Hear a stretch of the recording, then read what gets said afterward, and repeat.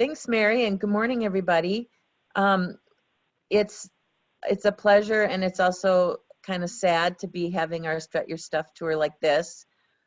Speaking for myself, I really enjoy our opportunity to come to Aitkin and meet with you guys there in the Birchstreet Center. It's nice to see at least a visual of that lovely space here today.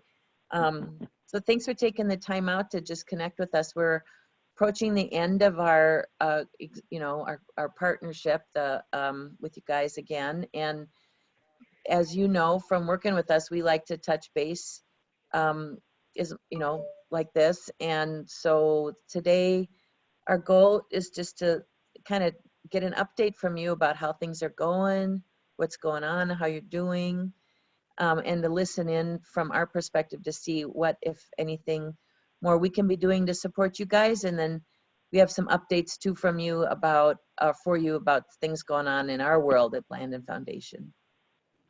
It's really good to see your faces that we can, and to know that Ross is on the line with us too. So yep. Just to start out, to kind of check in, why don't we can start with you, Ross.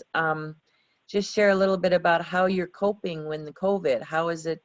How are you doing? How are you coping under our new COVID world? I actually am doing pretty good. We had an incident since with the remodeling project. My office has been down the basement of the HHS building, and back in November, they had an incident where a disgruntled parent or something threatened to kill the social workers and the judge and all that. So late November, early December, my building went on lockdown. So I haven't been meeting people in my office, been basically, going, by phone and email and everything. I do miss getting out and visiting with businesses and having in person. But as far as like my day-to-day work, oddly enough, it hasn't changed a whole, other than being at home. My dog is very happy. She thinks every day is a fun day. Every time I get up, she is behind me thinking, okay, we're going to go out now. And so actually, like I say, for me personally, it hasn't been a stretch. Not as bad as I thought it would be. Well, that's reassuring, Ross. Thanks for that. Liz, let's go to you. We heard a little bit in our pre-chat, but how are you coping in the COVID response here? Yeah, so working in healthcare, it's been a really big adjustment. So I feel like things are calmed down a little bit now, but boy, I tell you, the first 6 weeks were very painful, if you will. Just really trying to be prepared for a potential surge, and trying to change how we do business to keep serving patients, preparing for COVID, and then obviously preparing to maintain care for those non-COVID patients. Personally, how am I coping? The key for me has been exercise and healthy eating. So the first 6 weeks were pretty tough, where working just around the clock, and kind of realized after getting into it, have to get back on track. So, but yeah, our kids are home, and, trying to manage work and be a teacher and be a mom and keep things moving along. But personally doing fine. And I feel like as our local healthcare organization, we've all pulled together, and we're here to continue to serve COVID and non-COVID patients. So doing well. Thank you, Liz. I'm glad to hear that you feel positive now about how your team is getting through this. Yeah. And let's go to you in St. Paul, a little dose of metro reality. How are you coping? Fine. Why do you ask? Yeah. It's very up and down. I mean, I've worked at home forever, so that's easy enough. And I've got one kid here who's actually awake before noon today, so that's very impressive. Yeah, I think her remark on school, her line about online schools, and she's 15, it's all of the homework and none of the fun. I think that's how I'm coping right now. again, I've gone back to some marathon walking. I walk about 10 or 15 miles a day, and I work. So that's good, and I'm thankful for both.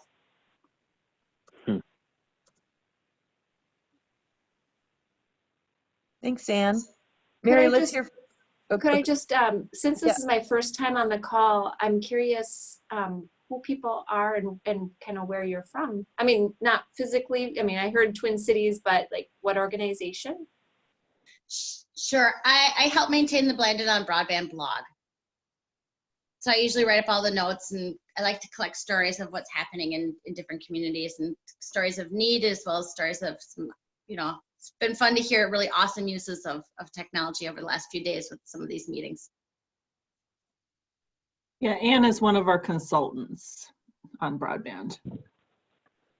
And I am Mary, and I am the Blandin Community Broadband Program Administrator. I work at Blandin Foundation. I find it pretty easy to do my job from home, especially, you know, since even when I'm at the office, a lot of the people that I am in contact with on a daily basis are Bill and Ann, who are our consultants and are not on site.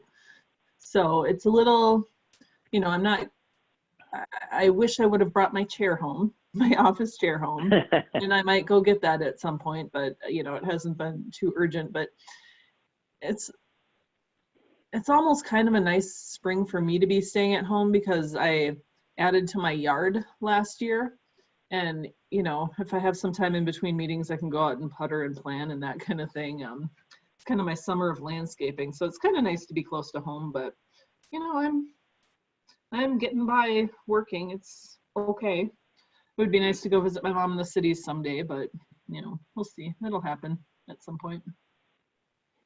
Mm-hmm. Birchstreet Center, I don't remember your name. I'm sorry. Yes, I'm Carrie Paulson, and I work for the Office of Job Training. Was that And Carrie or Karen? Carrie. Okay. And I work for the Office of Job Training in Aitkin, but we're part of the Birchstreet Center, which is comprised of AUA Adult Education, Aitkin County Care, New Freedom, Access North. So we have several agencies in our building.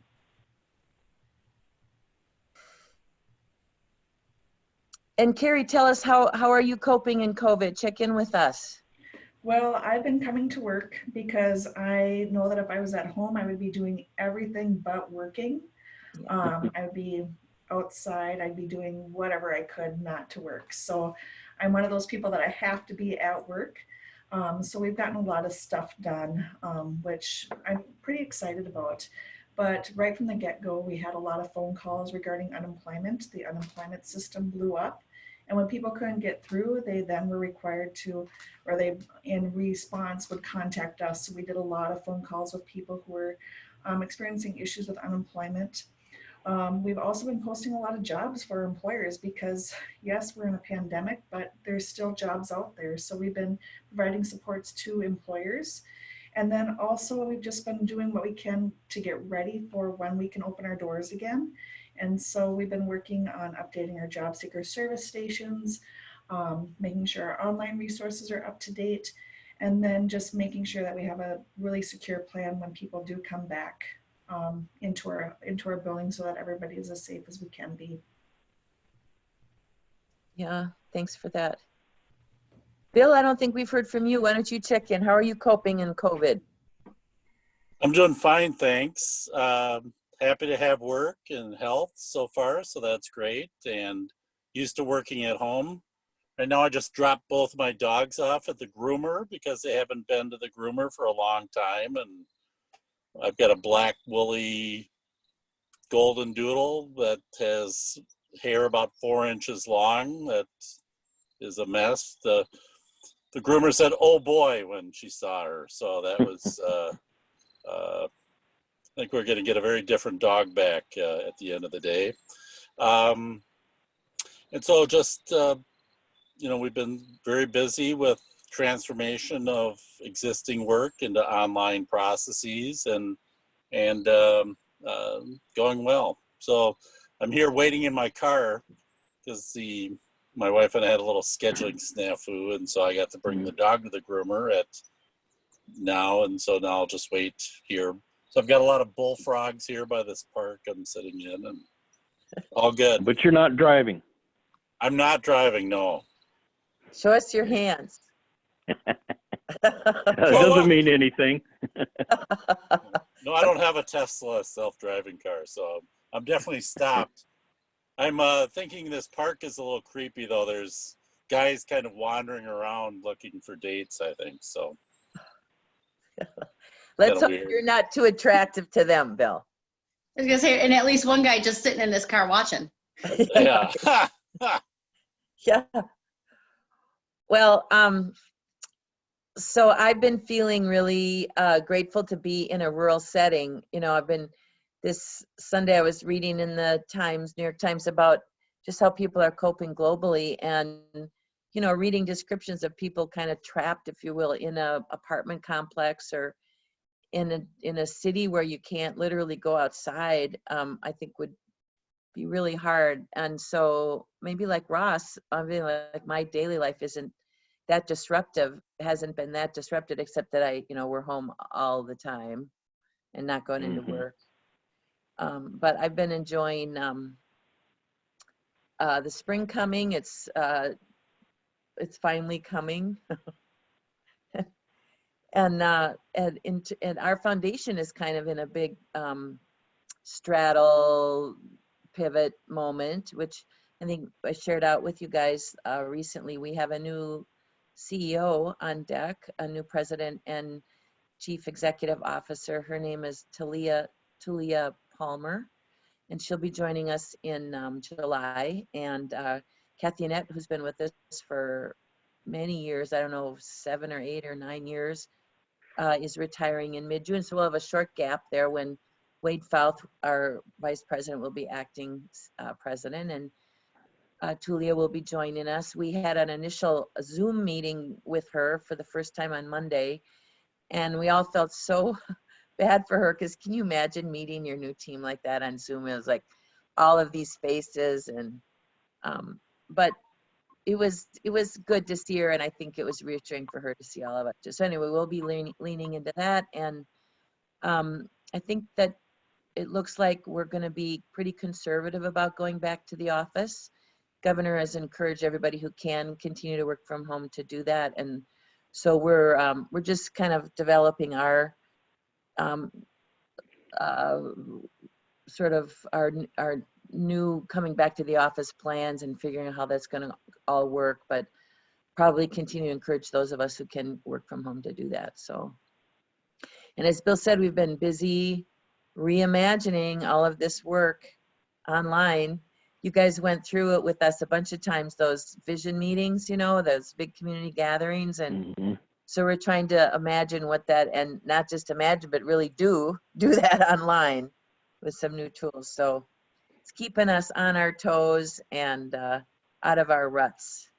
And I've been really grateful to have such a super team to work with. So so this is week 2. We've been doing our Strut Your Stuff tours virtually and kind of zooming into communities and talking to them. It's been a really good experience for our team, and I hope it'll be a good experience for your team too, to just connect with one another and with us today. So Ross, at this point, I'm gonna kind of turn it over to you and invite you to walk us through it with your team as you'd like, some of the projects you've been working on lately, and kind of just an update on, you know, where you're at on the work. Okay. Well, we did have a little bit of money left over, which we have proposals coming in. So we're planning on spending all of our money. I think we're at 44,510 out of an original 50,000. And I would say our projects, you know, the thing, as we've had such poor broadband coverage in Aitkin County over the years, and you know, and it's definitely getting better and whatnot, but access, hotspots, telemedicine, those kinds of things came up time and again. at our visioning sessions. So I think that's kind of what we saw was, the Wi-Fi hotspot in Jacobson, and unfortunately, Bill Jarvie or none of the people from Jacobson were able to join us. But they're very happy. I mean, if you're familiar with Jacobson, there is, it's like a lot of places, not just in Aitkin County, everywhere is their broadband is basically their phone. And, it can be minute or hours can be capped on it and everything.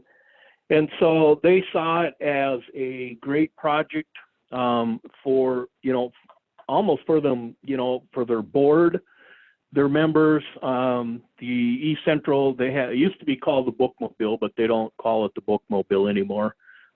Shows up there twice a month. So now they can have Wi-Fi, they can have, access to broadband. They're hoping they can draw people into the community. The Hills, a couple of years before this year, the Hill City Schools had their prom at their community center. It's really a neat old building. If you ever get a chance to get in there, it's worthwhile. But anyways, they feel they can draw more events by being able to offer Wi-Fi, which they couldn't before. So overall, they're very happy. Mille Lacs Energy, we did the Hey, Ross, satellite. just a sec. Can I interrupt you for a second? I wanted to ask you Sure. a question about Jacobson. So the community center. And I drive south on River Road. I turn east on 200 to, what is that, 53, where I turn south there, that intersection. Yep. And there's that bridge over the Mississippi. Is the community center that building there just to the east of and south of the Mississippi? No, it's on the Great River Road. Okay. In Aitkin County, it's County Road 10. Right. So you would turn, if you were cutting, say, going from Hill City to Jacobson on Highway 200, you would take a right maybe a half a mile before you got to that store. So it's south on it's south on County Road 10 there on Great River. And well, Yep. Thank you for that. Yep. Isn't there kind of an abandoned community in there? Well, it is, and this was built, like in the 1920s. I mean, it's got a really nice. It's got a big stage. They've got a kind of a front room area where they have their kitchen, and then the back is actually a stage, and it's got all this old tongue and groove. They got a piano up on the stage, and that was back in the 20s, and it's a big agricultural area back in the day when Aitkin County had more agriculture than we have now. So it was kind of the meeting spot and the community hub for Jacobson, Libby. I'm not sure if any of those communities were, incorporated, but there was a lot of community up there. And so the Jacobson Center, the community center has survived, and they have a board. And like I say, it was one of those old, there used to be dance halls scattered across the countryside like that. That's what this would remind you of. It's just a kind of a plain building. And Well, then I've driven you by walk in. that place. It's very romantic. It's kind of Yeah. like old. It's just like another 19th century landscape almost in there. It is. It is definitely old school. There's Yeah. no doubt. And the community's kept it up. They're proud of it. So they've got Wi-Fi that was- connection there, and is that on then all the time so people can like sit in the parking lot and use it? Yes, we put a repeater, I believe, is what the proper term is, and essentially what had happened is they set it up. There evidently at some point some of the area had some aluminum siding, and the signal was not getting outside. So then Mille Lacs came back and put in some kind of a booster or something like that. And I believe it's 50 feet from the building is they can get. So yes, the idea is that people can come in and sit in the parking lot and use their Wi-Fi. And is there any Wi-Fi in that? Is that a county park there at the Mississippi at the bridge? that's a county park, right? And is Yes. this community center the only public Wi-Fi in Jacobson now? Yes.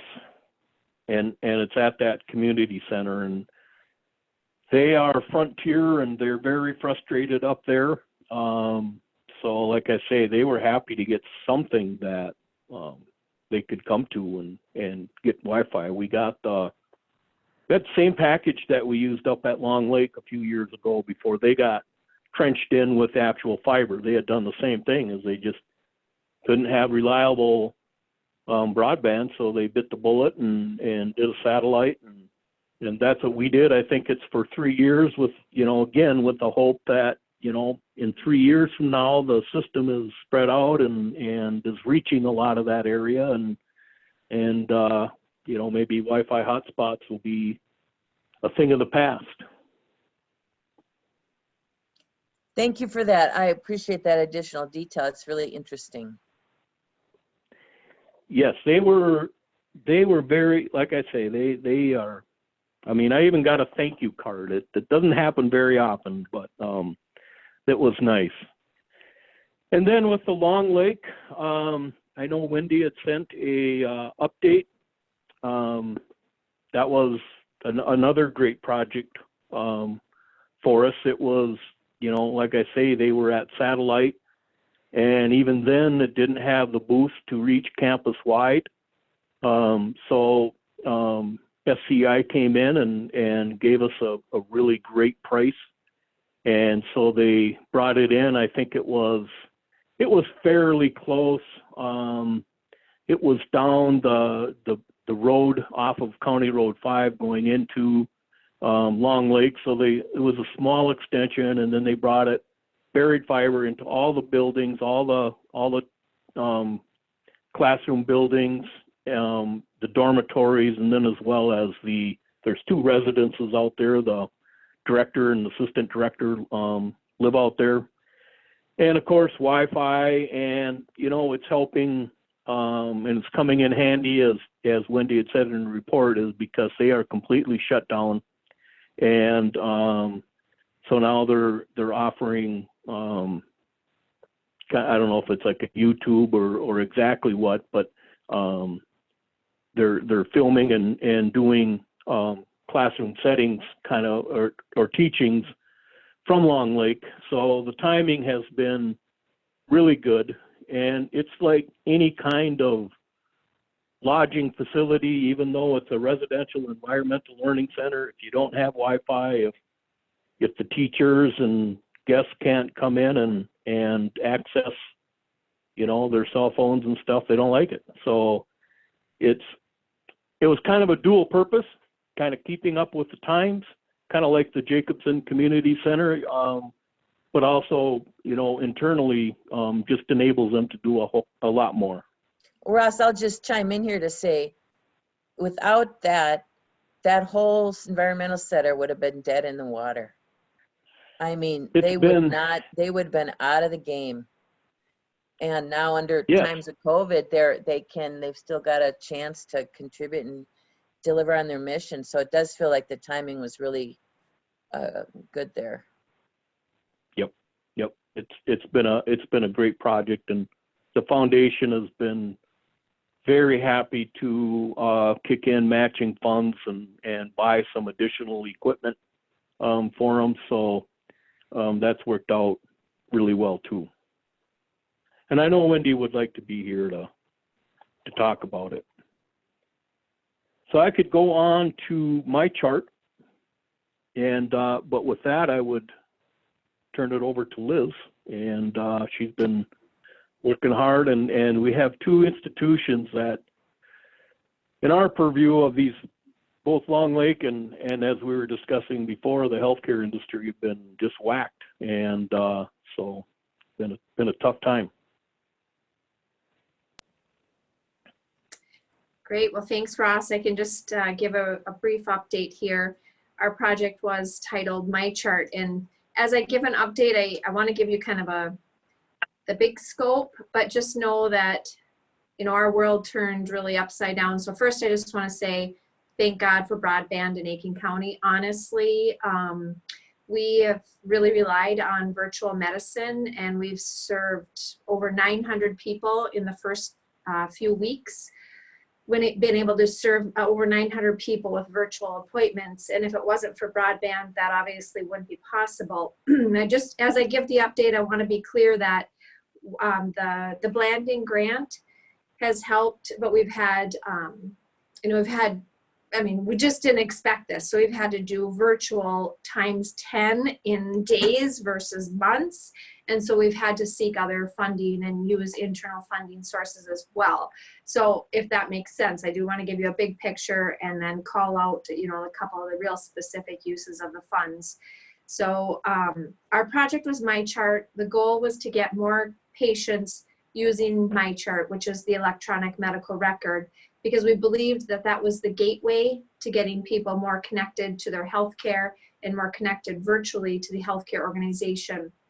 When COVID hit, we actually had to bypass MyChart and implement virtual medicine via Zoom immediately, because our MyChart EMR is in partnership with Alina, and it would have been months and months and months before we could connect the virtual connection to the MyChart.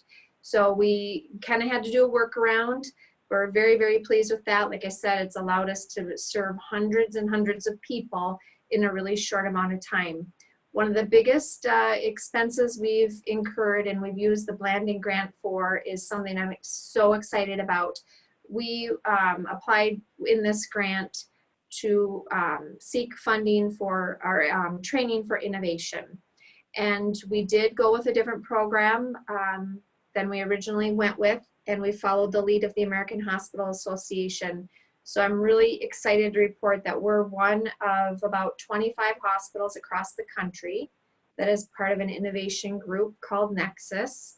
And the whole goal here is to help educate and build out means for increased innovation in healthcare. And so that was a large chunk of our dollars and absolutely would not have been possible without the grant.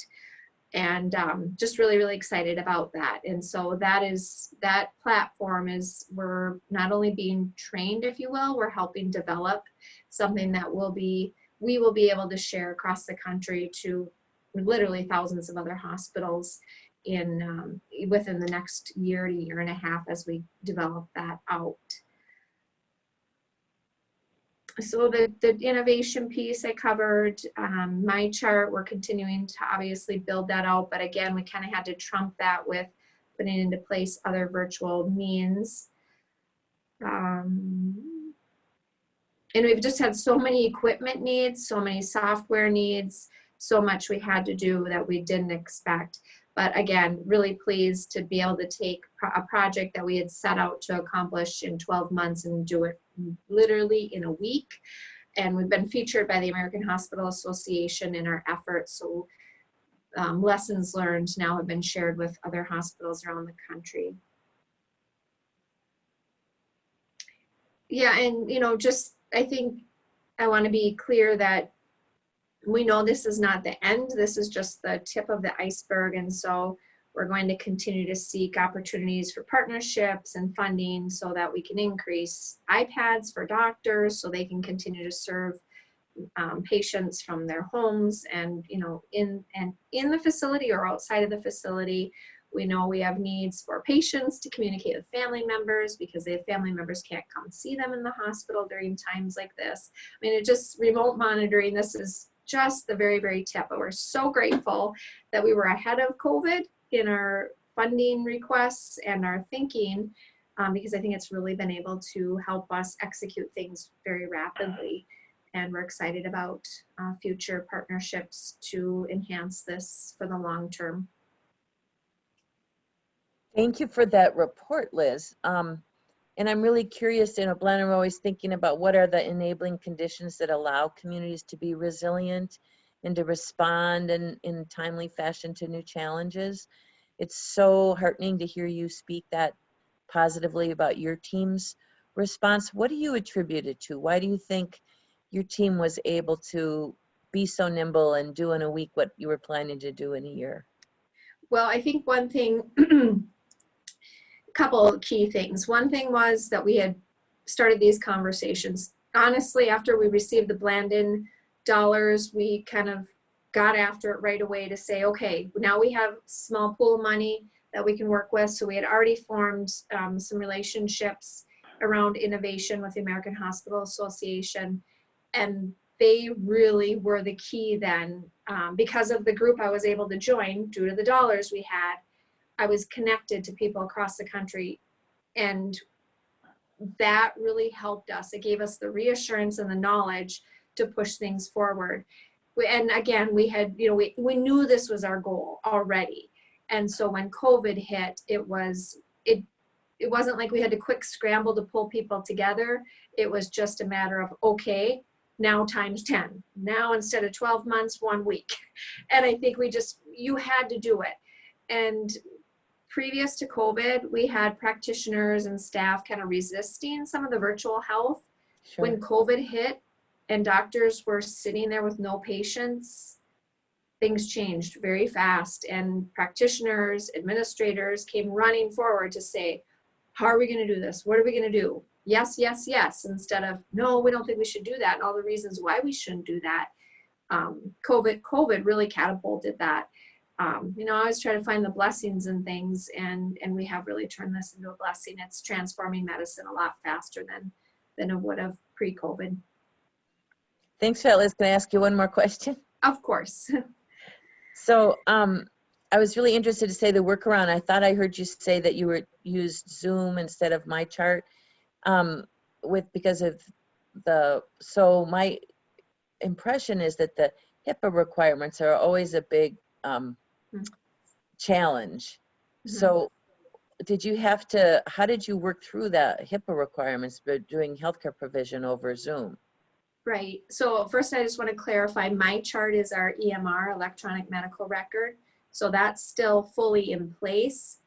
Using Zoom was just the tool to connect video via patients. Okay. So we didn't say no to MyChart. We just said we're doing Zoom outside of MyChart, Okay. and then dictating in MyChart. So and with that meant that if you don't have an EMR at Riverwood, you could still have a video virtual appointment. But yes, thank you for asking, because the changes in HIPAA kind of guidelines and reimbursement were two really big factors for us. So when CMS said, okay, you can use the HIPAA or the Zoom healthcare platform, that meets the HIPAA requirements. Okay.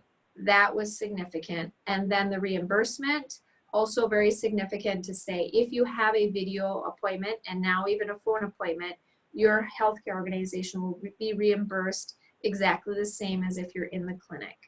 And so that also helped allow us to move forward real rapidly. And was that decision made about reimbursement, Liz, by the healthcare provider or by the state government? That would be government. Yeah, it's a government regulation that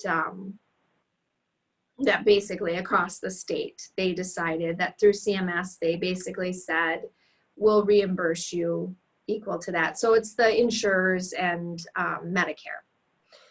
Bill, is that something that we got done last year? I'm thinking about Maureen Eidecker, and so I sit on the Governor's Broadband Task Force, and until recently, Maureen, I think she was from Essentia. Was it Essentia? Yeah.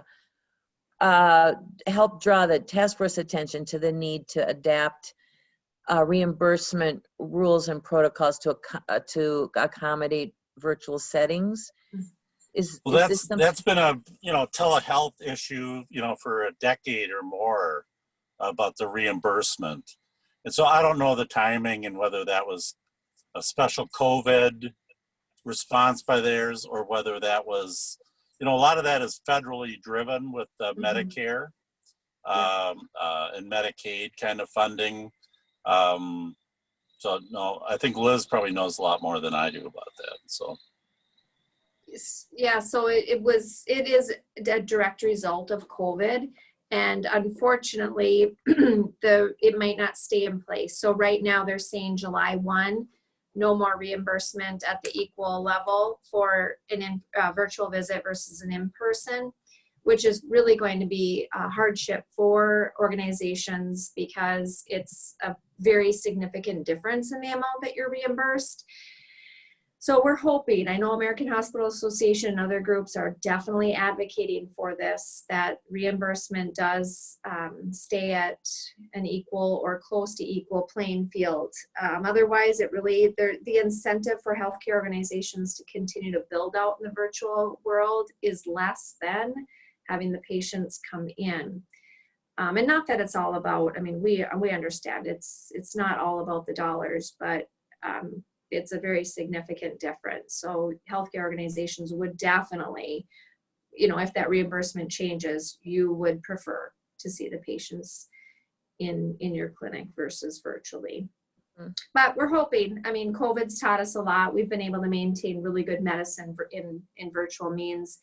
And we're also exploring remote monitoring and a lot of innovative ways to manage patients, even post-surgery, so they're not in the hospital very long, and maintaining chronic conditions so they don't have to come into the clinic and we can better manage them.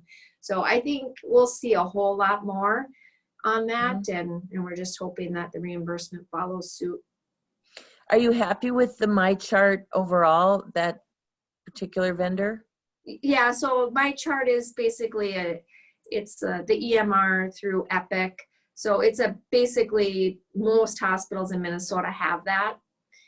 And, you know, the interesting thing for a critical access hospital is we're too small to be our own EMR, if you will, a direct connection with Epic. So we have to partner with Allina, and that poses a lot of barriers to us because we have to wait for Allina.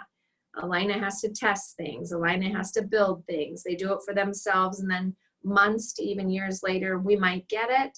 So, I mean, everybody has to have an EMR, and we wouldn't do anything else in Minnesota than that. We've just had to find some workarounds, and we're going to continue to do that. We're so passionate about serving our patients through innovation and digital means that we're going to continue to build out MyChart and be there for patients, but we also have to find workarounds to the barriers. Wow. Liz, what's your job at the hospital? I am the Executive Director of Strategy and Business Development. So I serve in the right job. Yeah, I've actually been here 19 years, and community health is what I started my role in after working for public health, came to Riverwood in community health, and then marketing for the majority of my time, and now in the last year and a half in strategy and business development. Wow, it's almost like your whole career prepared you to be in your job where you are right now. Yeah, I feel like it. Thank you for that. I don't have any more questions. Thank you.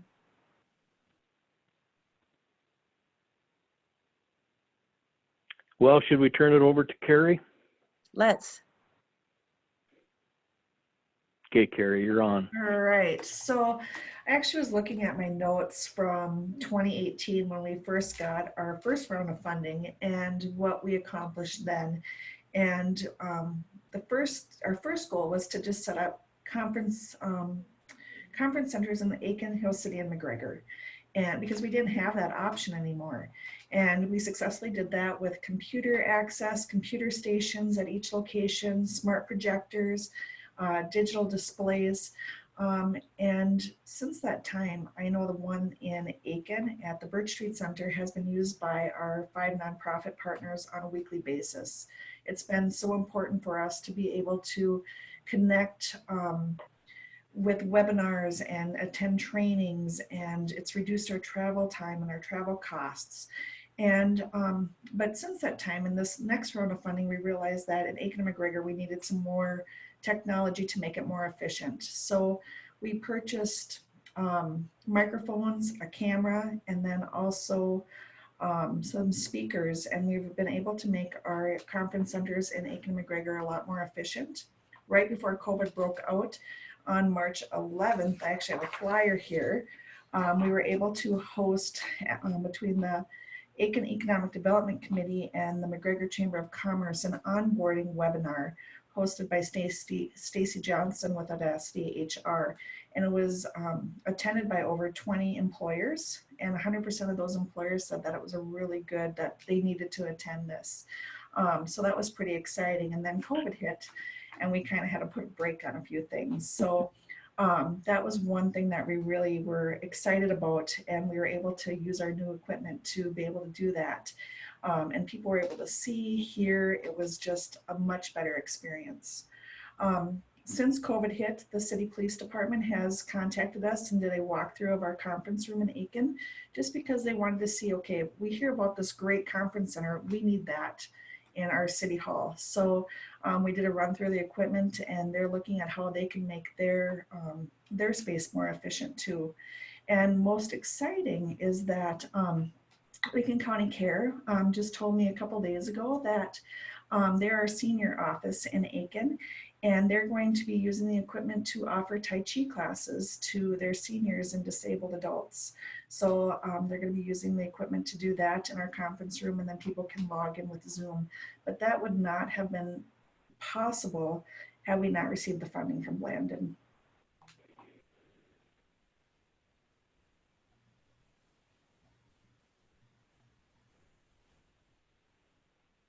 Sorry, Carrie. Yep. Street Center in the meantime? I mean, Pardon, I didn't hear everything. you said that the city's impressed and wants to have a conference room like this in their own facilities to increase their effectiveness. Have they, in the meantime, been coming over and using the Birchstreet Center facility? They haven't. It was just a few weeks ago, and so they were looking at what kind of equipment that they might want to use, and what we've done, and kind of where we might have made mistakes and what we would do different in the future. Sure. And that was just, we didn't realize we needed a microphone and a camera and things like that. But they really wanted it for their city police department so that they could be watching webinars, because with emergency response, that everything's changed now. So they're just seeing what they can do to make it more efficient. You know, when you look back on the technology choices, do you feel like you got the right stuff in those, in McGregor and what was the other community? The where city in Aitkin? Yeah. Yeah, I mean, yes, because we use it every week, and I can't imagine life doing my job without it anymore. It's made my job so much easier. It's made connecting with my clients and my customers so much easier. It's made connecting with our collaborative partners so much easier.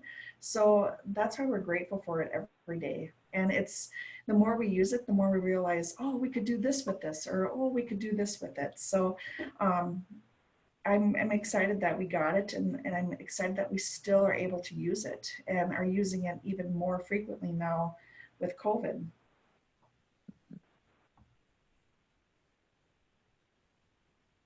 Well, thank you for that report. That's good to know that, you know, a lot of worries, you know, I know especially when we began this work, you'd often find that people get equipment and then just sit in the box, you know, and it was never implemented, or if it was even installed, it wasn't used.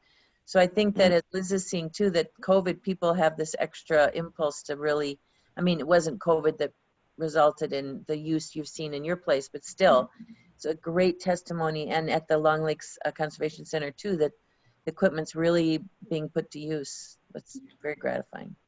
Well, thank you. It's very appreciated. So we Rob, didn't want anything like that either. Yeah. Tell us what's going on up in Palisade. I don't know. I have not touched base with Daryl for a while. The last I talked to him, I'd sent him the numbers that, you know, the money that had been requested, and he was going to put something together, and I haven't heard. I don't know if it's, in the meantime, SCI has come in and brought fiber to all of Palisade. They'd had a line down the Sioux line, which basically runs along the city of Palisade. So I don't know. I would have to get back in touch with Daryl and find out if he's still operating his system or if everybody's on broadband and they're not using it. One thing Well, we did do. Daryl was the guy, there was nothing gonna stop him. And Yes. he was gonna bring the internet to Palisade, and it's just so catalytic that SCI is in there now. But it would be interesting to know if his little wireless system is still up there in Main Street in the park and stuff, and how he's doing. It would be interesting to get numbers from SCI as well. Just, you never know. This is one thing that always surprises me. You'd think, is a community like Palisade, clamoring for broadband, and they probably are. They're probably getting good buy-in rates. I know we had met with both SCI and Mille Lacs Energy a couple of months ago, and we've been giving our broadband grants, our Aitkin County broadband grant program, and both have gotten border-to-border broadband grants from the state. So I've asked them, well, what kind of response are you getting? What's the sell rate and what's the buy-in rate? And for every one of their projects, they're very happy.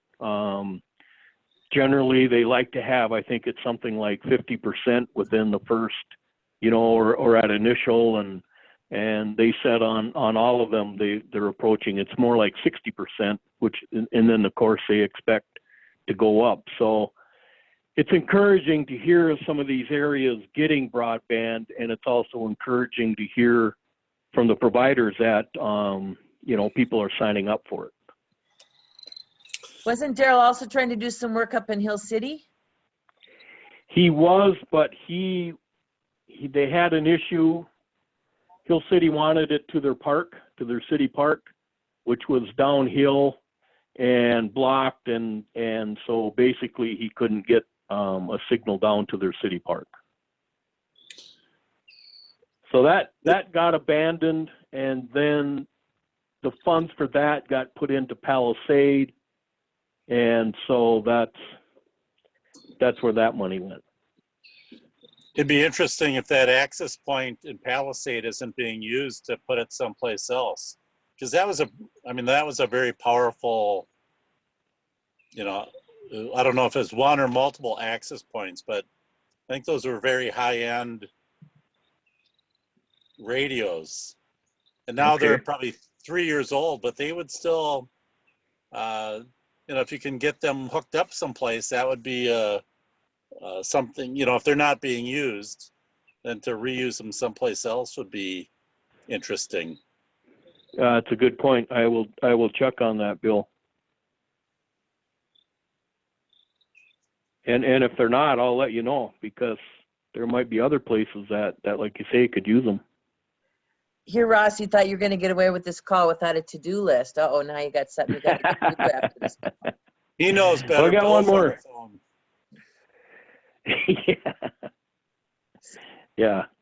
What else do we want? Do you want to, are there other things we want to catch up on, Ross? I can't think of any other projects. I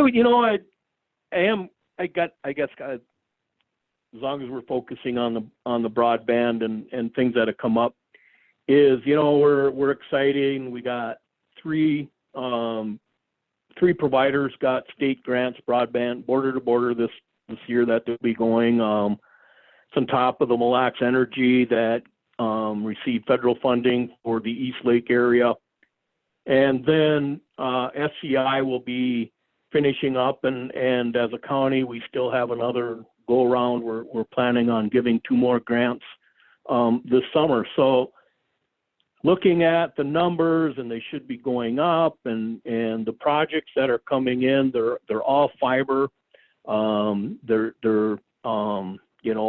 They can increase the speeds and whatnot.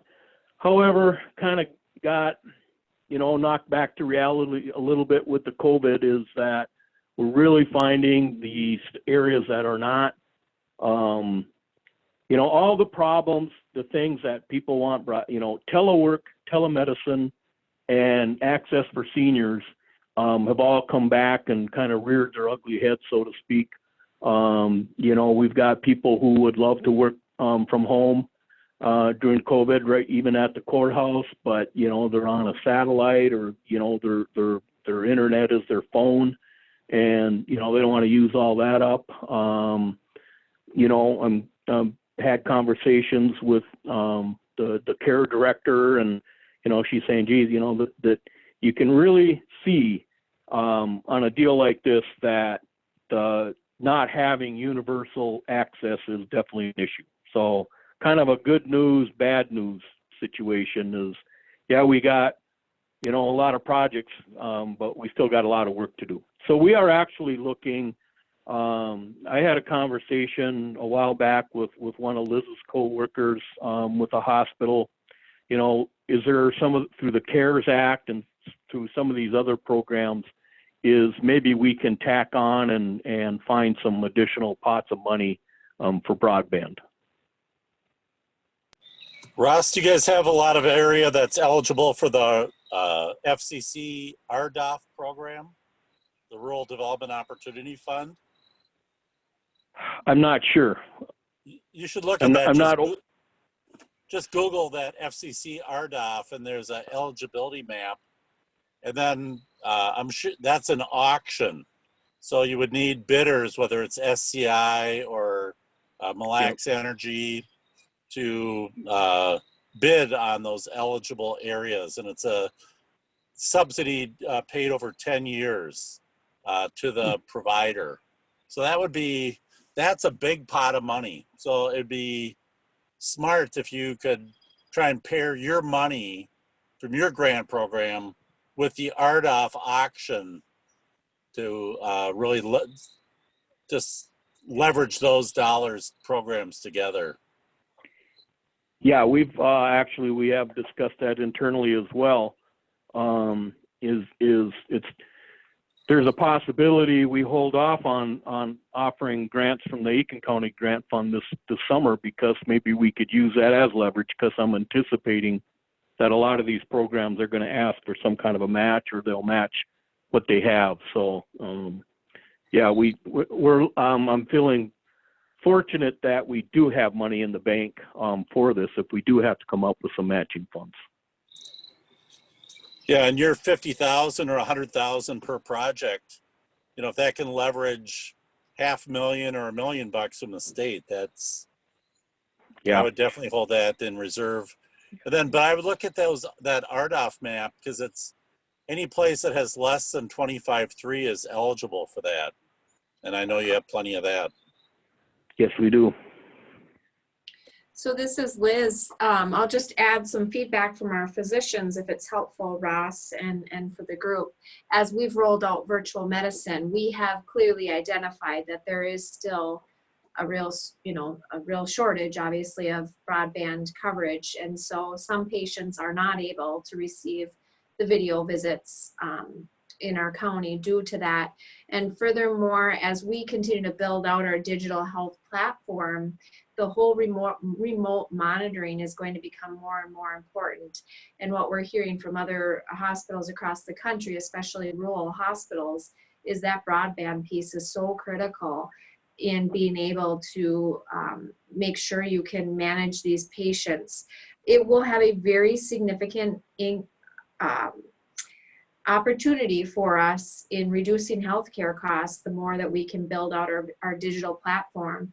But we do need this infrastructure in place in order to do that. And we're hearing from our practitioners firsthand. It's definitely an issue here. That is helpful to hear. Thank you for that, Liz.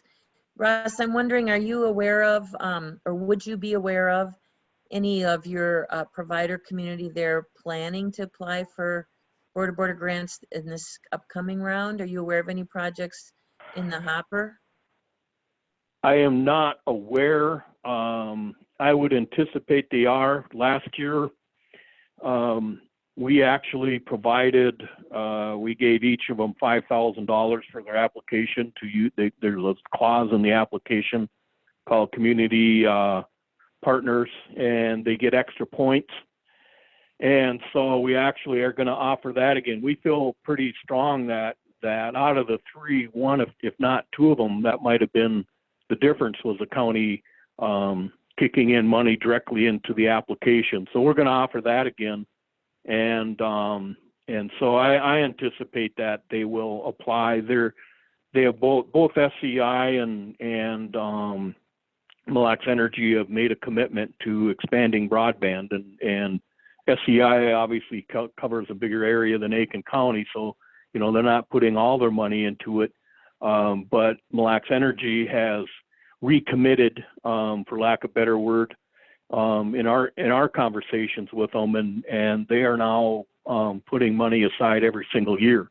And so right now, I've been told by both SCI and Mille Lacs Energy that they've sort of agreed, or they're taking the bull by the horn, and they will be doing expansion and projects every single year. Might not always be huge or whatever, so little by little, I guess.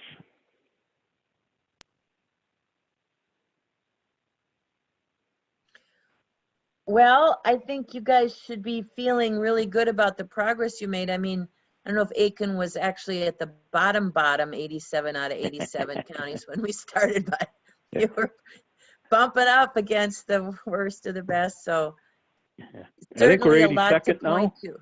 Say again? I said I think we're 82nd instead of 87th. So. Yeah, well. But I expect that to go up too, though. I think we'll be moving up quick over these next 2 or 3 years. There's just a lot of projects in the hopper, so it should change. Well, and Ann just commented that the new county broadband maps are out. She started, she's the one that ranks them, so she started doing that last night. So we'll see if maybe you went up again. No one else is standing still though either. So that's your challenge, is that the bar is getting higher and higher, and you're in a pretty difficult area to provide service. There's a variety of terrain, and certainly wireless does not work that great where you are. So no doubt getting those last areas are going to be really tough. Right now they're making.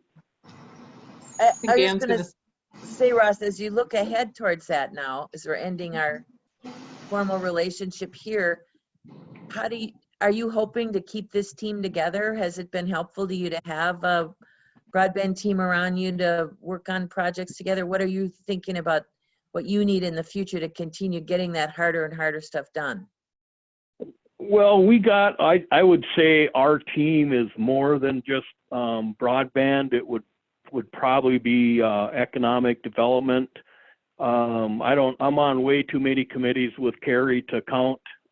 Same with Liz, and so I would say that our team is going to continue to push forward, whether it's broadband, or junior achievement, river trails, just all these things. It's all kind of melded together. I would not say we have a specific broadband team. And there's just too many things going on, just too much.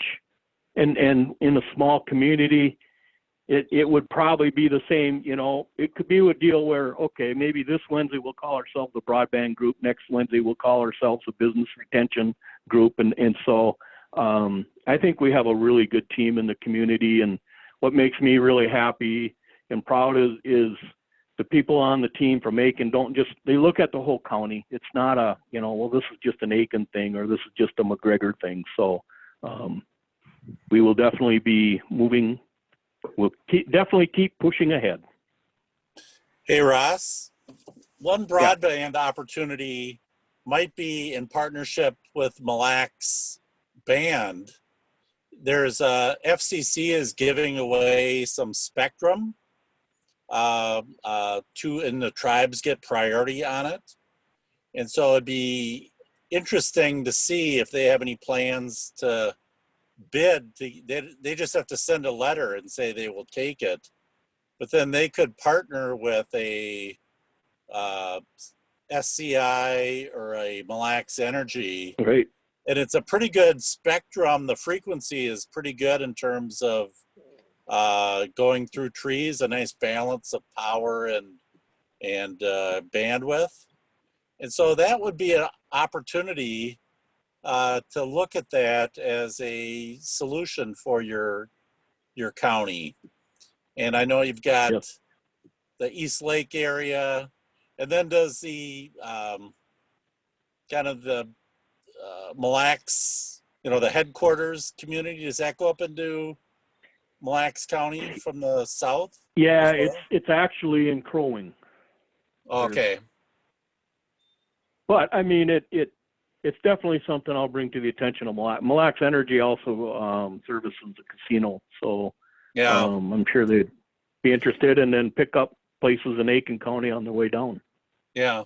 And Stacy's on our Blandin strategy board for broadband. Oh, okay, And good. just last week, Deed Office and the FCC in Blandin co-hosted a webinar with the tribal leadership in Minnesota, telling them about that FCC spectrum auction. And Keith Mogdalian, or however pronounces his last name, from Mille Lacs was on that webinar.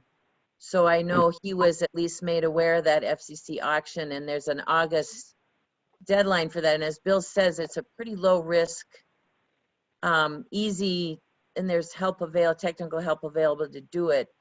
If there's no penalty, they just need to raise their hand and say, we're interested in acquiring the rights to this spectrum.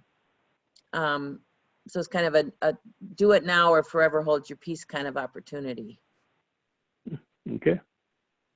Yep, that sounds like a good prospect. Bill, you were muted there. We didn't hear your wisdom. I was going to say that even if they would say, we want that spectrum, there's no penalty if a couple years go by and nothing happens. They can lose it in the future, but there's no penalty besides that. So Kind of like how the FCC treats CenturyLink. They say they're going to build out CAF2 and they don't. Nothing happens to them. Nope. Well, Ross, did we kind of cover the waterfront there? Was there any other broadband work you wanted to update your team or us on in the county? I don't think so. Do you have a plan for that $5,000 you have remaining? Or any Pardon, for what? ideas? You have about $5,000 remaining on your grant. Oh. Do you have any I'm ideas? expecting a proposal from Long Lake and Riverwood, Excellent. enhancing their programs, and they're both hurting really bad. So it's an easy, for our point of view, anyways. It's an easy choice. Good.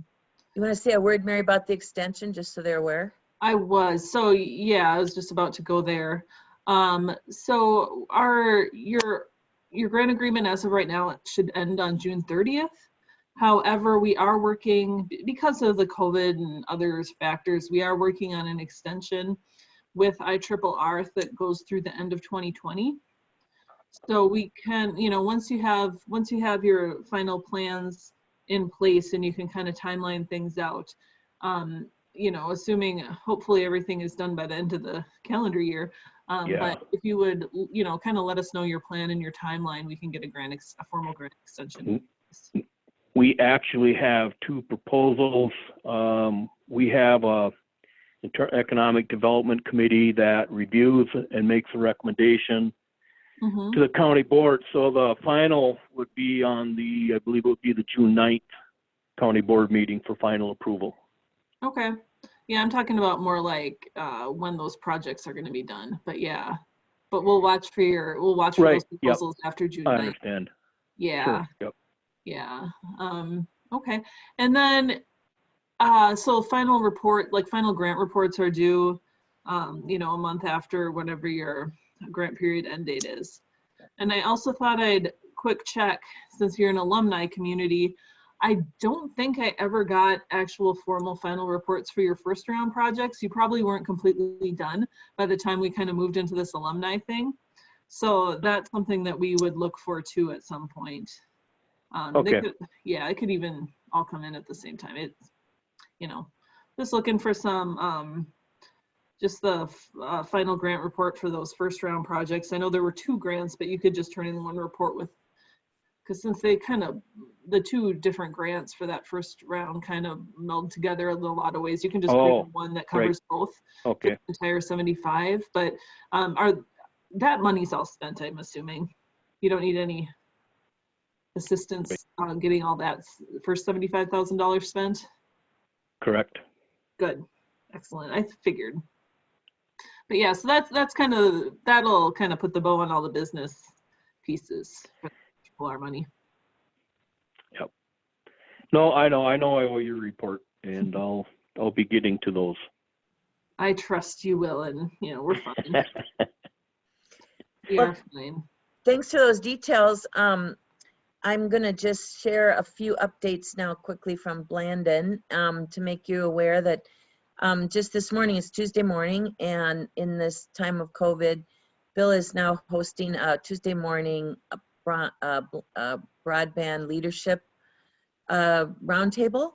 And every Tuesday morning at 9 o'clock, you can sign in and join a conversation. There's a topic that we seed out ahead of time, and then we often just kind of talk about new news and what's going on. And it was a really lively and fun conversation this morning. The links to that you can find on the Blandin broadband website. There's a webinar banner.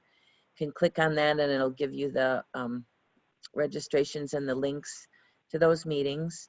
And when you're in there looking at the webinar banner, that's where we archived a recent series that Bill and Mary and I, and with guests, hosted on it was kind of a Blandin broadband leadership webinar series. It was a 10-part series, kind of soup to nuts, from vision all the way through implementation and planning and working with a partner. And if you guys Of ever have any projects. pardon? Sure. Infrastructure projects. Infrastructure projects, right. And that may or may not be relevant to you guys on the phone, but I wanted you to be aware of it in case you had other, colleagues or partners you might want to point it to. We are reimagining what our annual conference might look like online. And in the process, in fact, later today, our team has another planning meeting. Ann and Mary, and we're all trying to march boldly into the new world of virtual convening and to hold on to some of the best experience part of coming together as a community at the conference. So we're looking at October as a time when we might try to deliver some innovative online content cum the conference. So you're thinking it's going to be an online? Yep. For sure? Yep, we're not going to have an in-person gathering, Ross. Okay. Yeah. Yeah. So, and what, Mary? But don't worry, it isn't going to be like 3 solid days of webinar.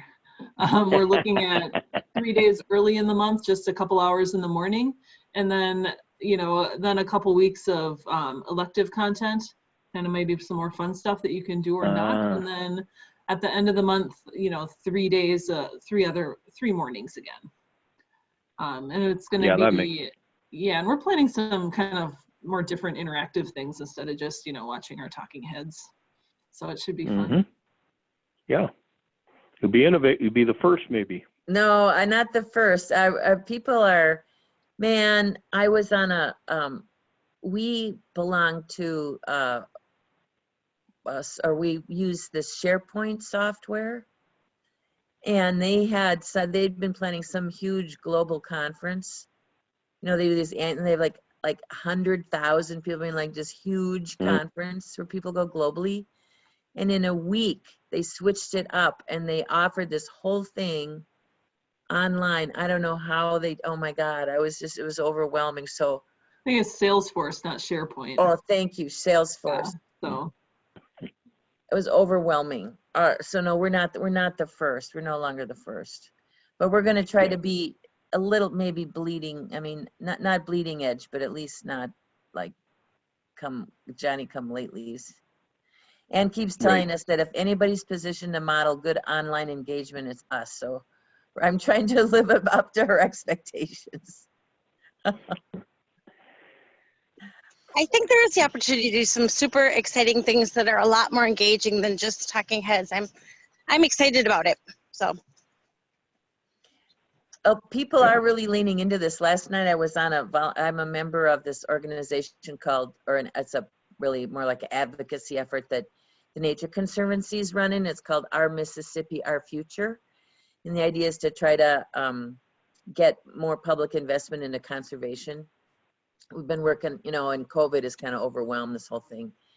But last night we had a virtual like happy hour online that they organized, and they had us playing games and doing trivia. And I'm not a big game trivia person, but I have to admit it was fun. It was, and especially since I wasn't running it, I could just be the participant in the corner. I don't think it'd be quite as fun to be the person that's in charge. Yeah. So the final thing I want to just give you guys a heads up.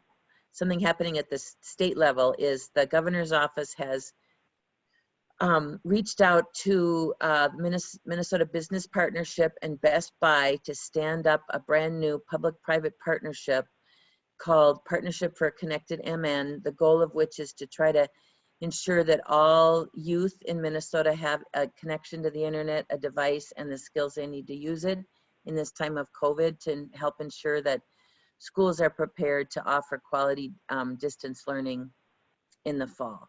And to do that, they're raising a bunch of more money. They're gonna, their goal is $6 million that they wanna raise in the next couple of weeks, and they're well along to do that.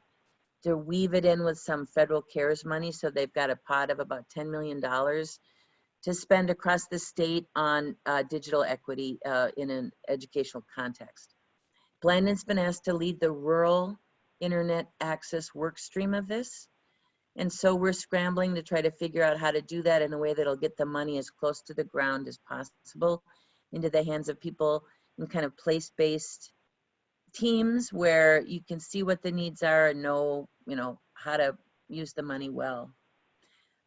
We're working through the technology access clusters of the Minnesota Educational Technology Network, which are 19 kind of tech clusters across the state that serve school districts for their technology needs as an intermediary way to put projects together to get this. The goal is to get this money out the door in June. So really, it's really quick. So I guess stay tuned for that. We're trying to figure out how to do that well and make a positive difference and not overburden the school districts and these tech co-ops that are grappling with a lot of changes right now. Yeah, it sounds like a good project. It could be, and trying to do it well and in a way that helps. I know it's interesting, we've been on these calls now, and Kyle Oldry, the county administrator down in Rock County, kind of rang my bell when he said, there's a lot of resources coming at counties, cities, and even townships, and being able to absorb that money. And Cheryl Hills from Region 5 this morning on the call was saying there's just raining resources now. There's lots of, so it's kind of raised my awareness that money isn't always, we often say that at Blandin Foundation, it's not the money, it's the team. It's the ideas, it's the collaboration, it's the people on the ground working together, and throwing a bunch of money at the problem is, and the big concern, Ross, that I had initially coming into this partnership when I got the call was people sitting in St. Paul, their idea of fixing this is, guess what? Buy a bunch of hotspots, right? And hand them out. And if we could just get hotspots out there to kids, then we'd solve the problem. Well, we know better, so trying to help see that there's a more nuanced response. And also the challenge, and Ann's always reminding me about this, that you don't want to spend a lot of money now on a Band-Aid that isn't going to provide benefits over the long haul. And if, you know, for all those hot spots, you could put in a fiber network, you know, let's build for the future. So that's also part of the lens we're trying to bring to this effort. People want an immediate fix, but let's use the resources in a way that might actually move the ball down the field. Right. Yep. So, any other, you know, Liz and Kara, it's been great to have you guys with us. Ross, any other questions or feedback to our team before we kind of move to close out the meeting? I just want to thank Mary for helping on the PCs for people. We had Mackville Township and they needed to, and they called the county and the county administrator got a hold of me, and I'm like, well, you know, we've given these things out a long time ago. They've come and gone. And I went on the website for PCs for people, and due to demand, they're not even taking orders and anything. So I'll get a hold of Mary, and maybe there's some sitting around, and she found some or made a good connection, and the township clerk for Mackville, we just started talking, and she babysits her grandson. They have no computer at home, and she's, well, gosh, could I buy one for my home too? And then when my grandson, because he watches them during the day, can do his homework. And I said, sure. So for $80, she was just so happy that she couldn't wait until her grandson came to visit and tell him that she bought him a computer and stuff. So, you know, it's just the little things. I mean, it was, and then the farmer's market, Lynn Meisner got one for the farmer's market. And, you know, they're just so happy. It's just, like I say, sometimes it's the little things. So I just wanted to pass that on, that, you know, you're able to help a handful of people anyways. Oh, that's great. Yeah, I'm glad to hear about Lynn getting that for the farmer's market too. That's good to know. Yep. Yeah. So That's to a good close deal. out, oh, go ahead, Ross, sorry. I was just going to say, you know, it's a good deal for $80. They get a really nice computer, monitor, keyboard, and yeah, they're happy. Yeah. So I thought it would be fun for all of us to share maybe a hope or a dream about Aitkin County a year from now. Let's imagine it's May 2021. What's new, what's different and better in Aitkin County because of the work you're doing together? I would like to see the numbers for the broadband, the service, the served and underserved, and I'm hoping that maybe a year from now we're in the middle as far as counties with access. I know it's a big dream, but you got to dream big, right? Good for you, Russ. Thanks. How about you, Liz? What's your hope for a year from now? What's going to be different and better? Yeah, I would just say increase in the digital medicine, especially in the area of remote monitoring. And I really do have a dream that Aitkin County and Riverwood Healthcare Center are really leading the way in digital medicine, helping other rural facilities across the state and across the country. And I think we can do it. Kara, how about you? Well, I would love to not be meeting digitally and that we could all meet in person. For the last few months, I've been helping 4 students with distance learning. So I would love, and they've been coming to my house, so I pick them up after work, and they're in grade 2nd grade, 3rd grade, 5th grade, and 11th grade. And we've been going to the school and picking up packets because we do not have good internet access at our house. We have internet access, but it's not consistent.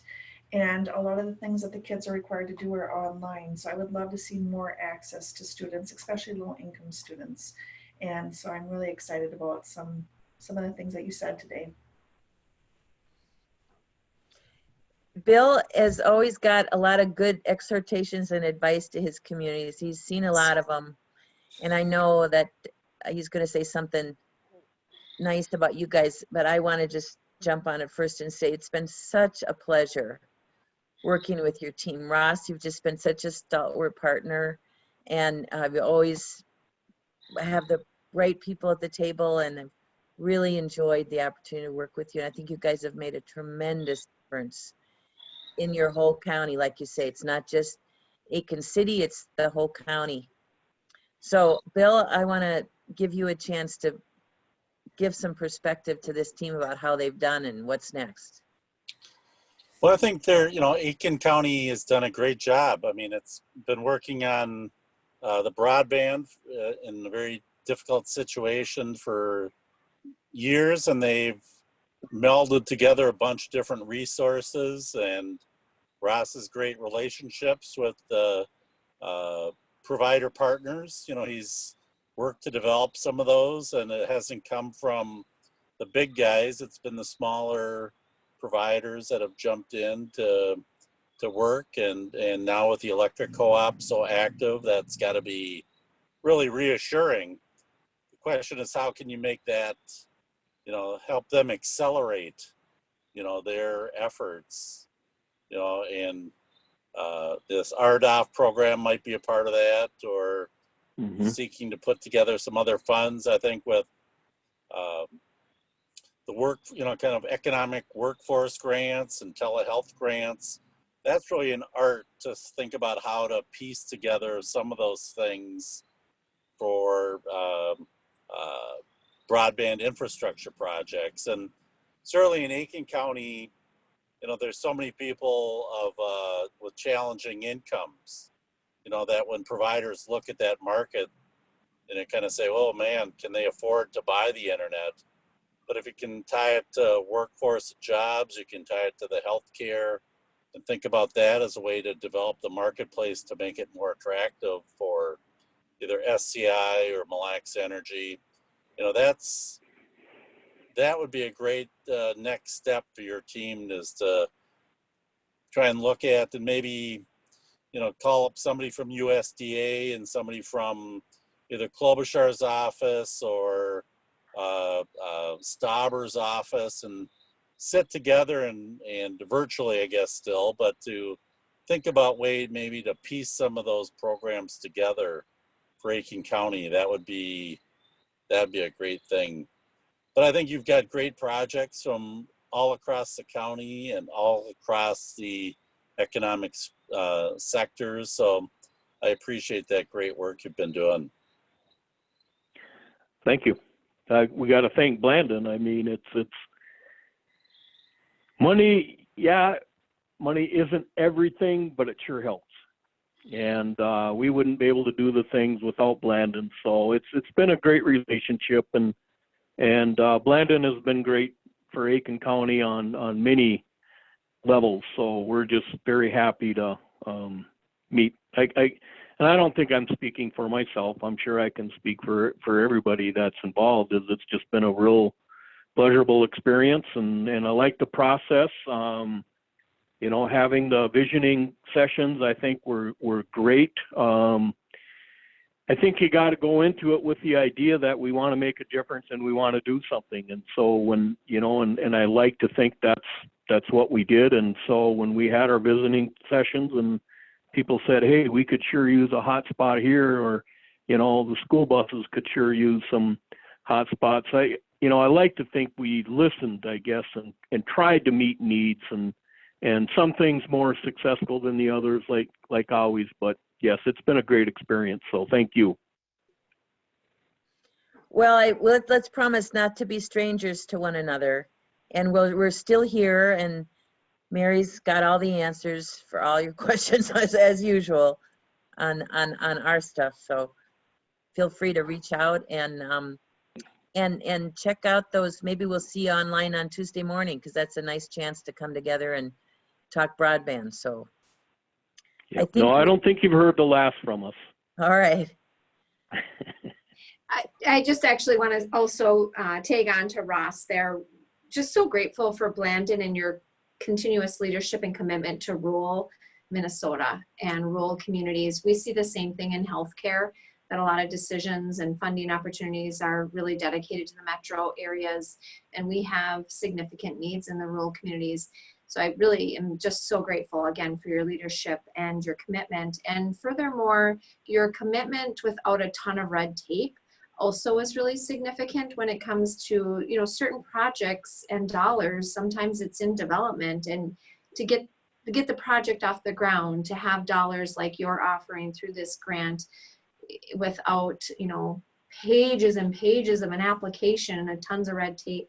Just so grateful. It really is shifting how we're able to do things. So thank you, all of you at Blandin. Thank you for those words, Liz. That was really nice to hear. I appreciate it. And it's been a privilege to work with you.